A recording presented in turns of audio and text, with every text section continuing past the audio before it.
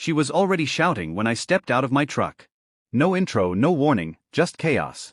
Karen stood on the edge of my empty land like she owned the whole world, waving a paper in her hand and yelling, "You can't be here. This property is under our HOA authority now." I stared at her mega pool. Yes. A full-size luxury pool with bright blue water, brand new lounge chairs, and even a waterfall. All built right in the middle of my land. My empty land that I bought cash 6 months ago. I hadn't even laid a foundation yet. And somehow she turned it into her private resort. I stepped closer and said, "You built a pool on my land." She didn't even blink. "No, you are trespassing. This is part of Lakeshore HOA now. We extended the boundary. I had approval." Her voice cracked like she was trying to scare me, but my silence scared her more. Then she snapped her fingers and 2 men walked out from behind the pool, muscular, wearing matching shirts, acting like security. One of them said, "Ma'am, you want us to remove him? Remove me it from my own land." I almost laughed, but curiosity held me still. I wanted to see just how far she would go. Karen smirked and said, "Yes, this land is under my project. He doesn't belong here." I looked at the man, then back at her and said quietly, "You're really sure this land isn't mine?" She raised her chin. "Positive. You should have checked the rules before stepping into HOA territory." I didn't move. I didn't argue. I just pulled out one folded document from my jacket. My original deed with GPS boundaries. And the moment she saw the seal, her smile twitched. Not fear, just the first hint of panic. "Karen," I said slowly, "you built a mega pool on my property." Without permission, she froze. For a long second, nobody moved. Not her fake guards, not even the wind. Then she whispered the line that told me this was only the beginning. "You won't own this land much longer." And she walked away like she had a plan. A dangerous plan. A stupid plan. A plan that would make me end up owning far more than just this land. Karen didn't waste a single day.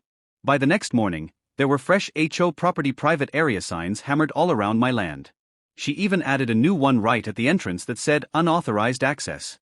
Miller legal action. I pulled one sign out of the ground and the metal pole bent in my hand. Cheap aluminum that told me everything. She wasn't following rules. She was making them. As I walked toward the pool, I heard her voice again, sharp and loud like she was performing for an audience. "There he is.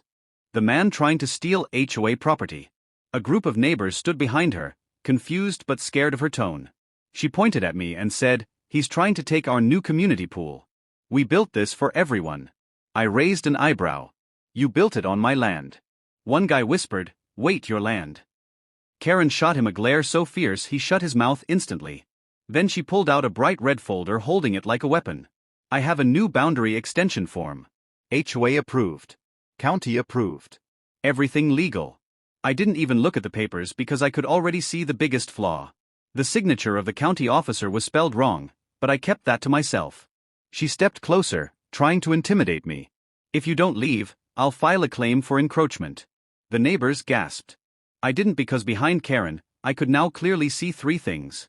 A security camera mounted on a pole she had installed without permit. Fresh construction markings leading into my land and a hidden pump system connected underground, meaning she was planning something much bigger than a pool. And then it hit me. She wasn't just claiming my land. She was expanding her whole HOA territory illegally.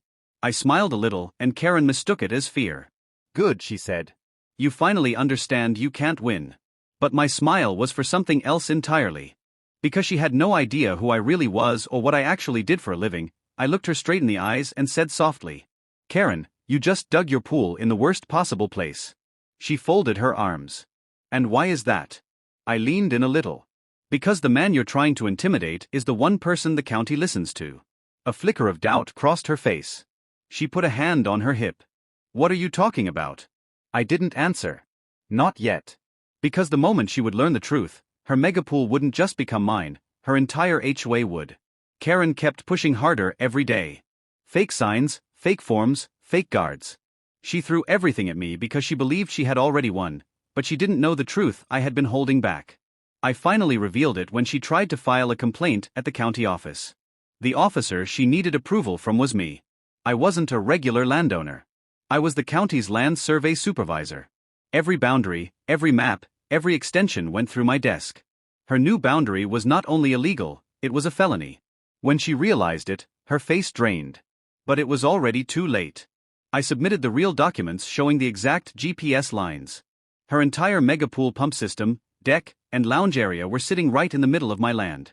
County ordinance made it clear any structure built on the wrong property without legal approval becomes the landowner's property, meaning the entire mega pool became mine. When the county investigators arrived, her fake guards ran first. Karen tried to argue, but the forged signature on her form sealed it. She was charged for falsifying documents, illegal construction, and trespassing. Neighbors watched silently as her authority collapsed in one afternoon. Karen screamed, "This is my community. You can't take my project." I looked at the officers and simply said, "I'm not taking anything. The law gave it to me."